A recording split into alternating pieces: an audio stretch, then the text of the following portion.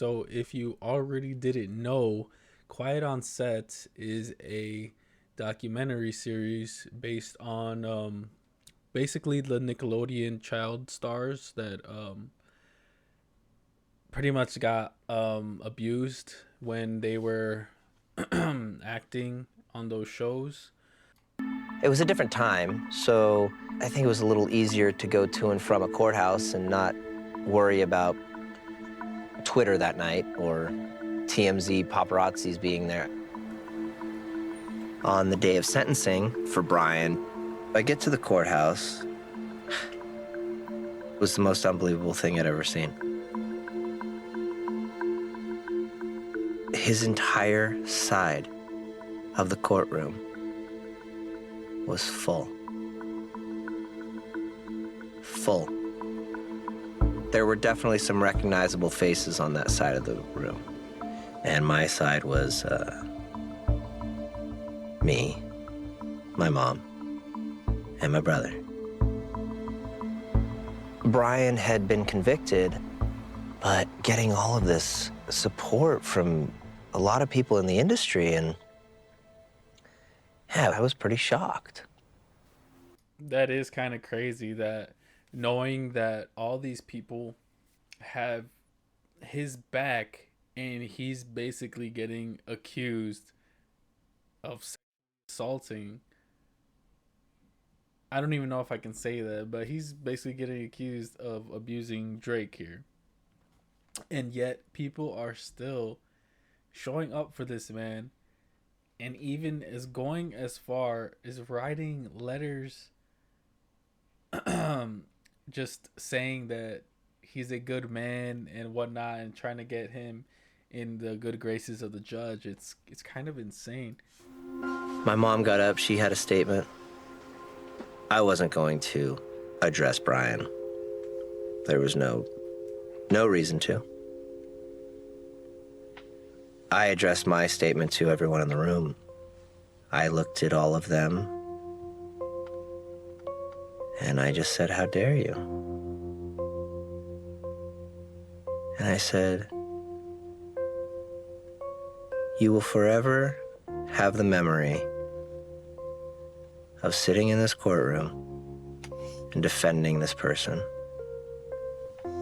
And I will forever have the memory of the person you're defending violating me and doing unspeakable acts and crimes. And that's what I'll remember." That's crazy. It's just that I just thought that that was that was pretty insane just to hear about that.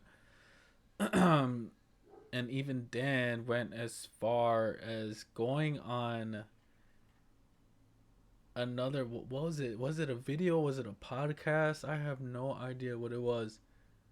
It was this right here. Honestly, don't want to give it the view because it's kind of ridiculous that this guy would be defending Dan Schneider of all people.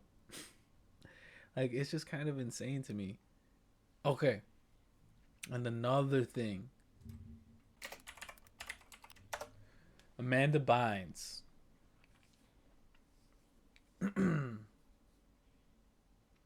She's been saying this. She has been saying this for years and years, and no one, like there's nothing on it.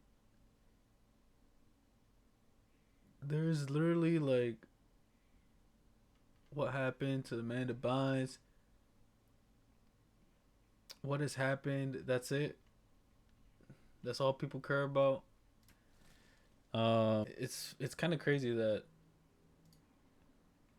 Amanda Bynes once accused my father asked me if I wanted to have a later microchip in my brain. She has been through so much shit. Like, they were really, really close back when the Amanda Show was airing. Dan Schneider really made it a point to be close with this girl. Dan and Amanda had a close relationship She would give him neck massages. That's crazy.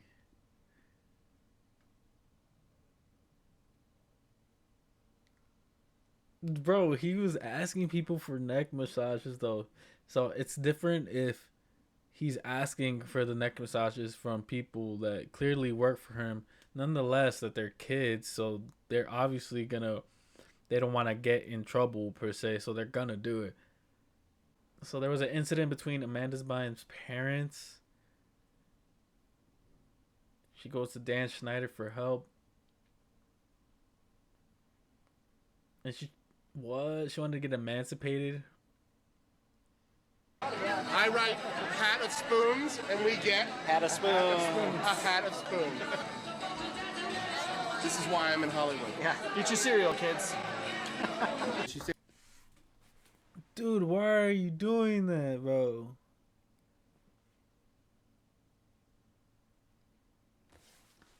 This is what they're talking about. Like, just unnecessary stuff like this. Even I don't do this to my best friends that I've known since I was a little boy. Even I don't do this to them. Unless it's like a very rare occasion where it's like some special occasion. Like, bro, you're just at work and you're just doing this. And the crazy part is, this probably just comes from like your heart. Like, this is how natural it is to you that you want to do this so badly. But it's just so weird that you're doing it. Say nice things about me? Because I will tase her if necessary. Uh-oh. I have the taser. We haven't had to use it in a long time. But I said lots of nice things. No, I said nice things about you, too. Oh. That's going to get on TV. It's just awkward. Is it not awkward? Like, I don't know what it is. It's just awkward, really. What? That's going to get on TV.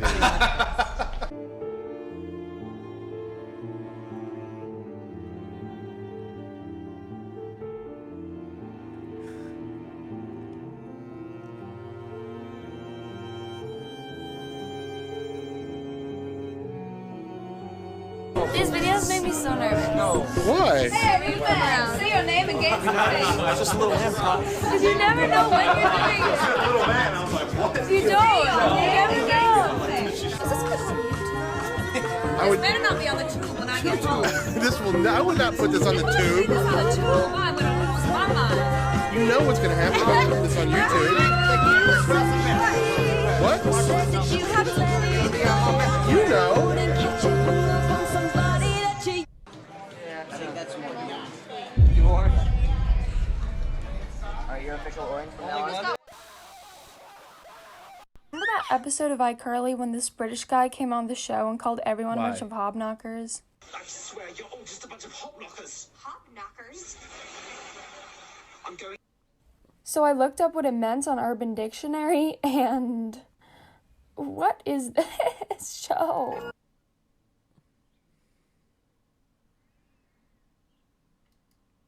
Yeah, I don't know.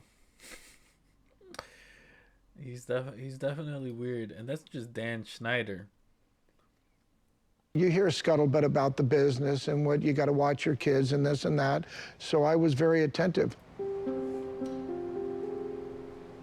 All the other parents would be seen and not heard, which I would never interrupt anything, but very rarely sit in the green room. I'd always be offset somewhere where I could always keep my eyes on Drake. And That's good unfortunately, I parenting. started seeing Brian start to just hang around Drake too much. And it didn't set well with me.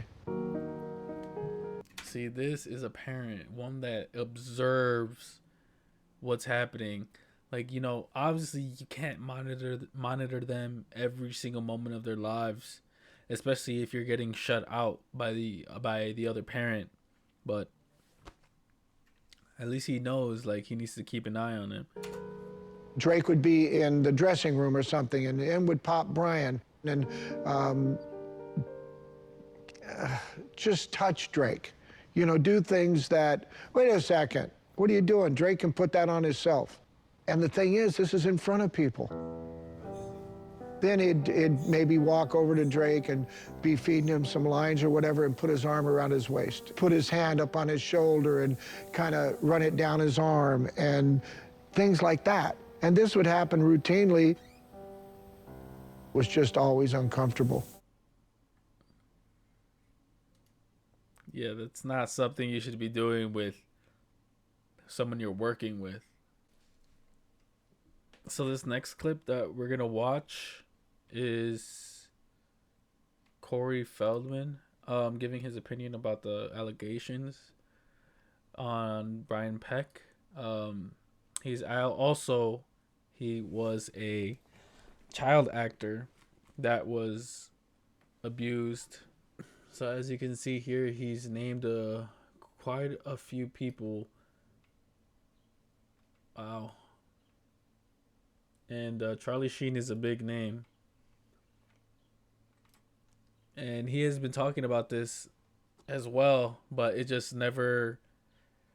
It's crazy that the industry, it does a pretty good job at making this stuff like go away, or just like, I don't know why people just lose attention and things like this. Hey Corey, what do you think about? Because no one's done any up until now, up until all this attention because of this documentary. Like, this was all kind of swept under the rug. The allegations of Drake Bell from Brian Peck. I believe every word of it. We talked about Brian Peck in my movie. Oh, you talk about? Yeah, my truth. Ain't nobody believe you, right? When we put out My Truth. Well, I don't know if they didn't believe me about Brian Peck. I don't think nobody believed anything about none of it. I think everybody believed it that got to see it. The problem was people couldn't see it because it was stolen, just like my voice was stolen when the film came out and they hacked it, sent a DDoS server attack, shut down the stream, took all the profits, and disappeared into the woods. So that's crazy, man. They made it disappear because he was talking all of this stuff that could have got like these important people in trouble. There you go.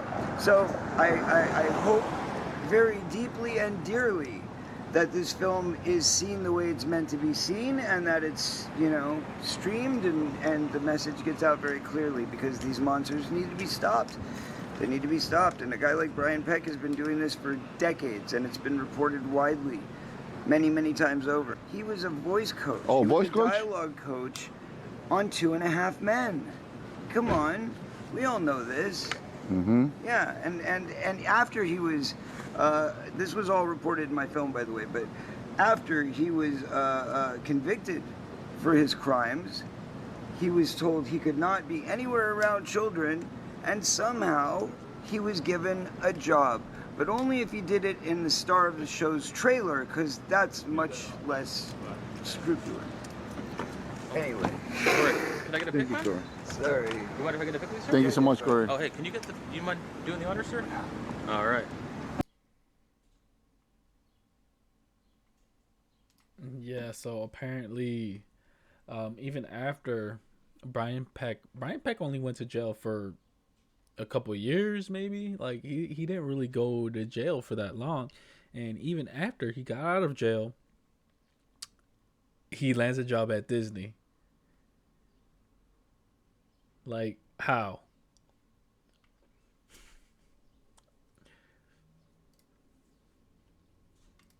But yeah, all in all, I just wanted to shed some light on all of this stuff that's going on, because it needs to be heard, and you know, something needs to be done about this, because this has been going on for decades, just like Corey Feldman said, and nothing's been done about it, really.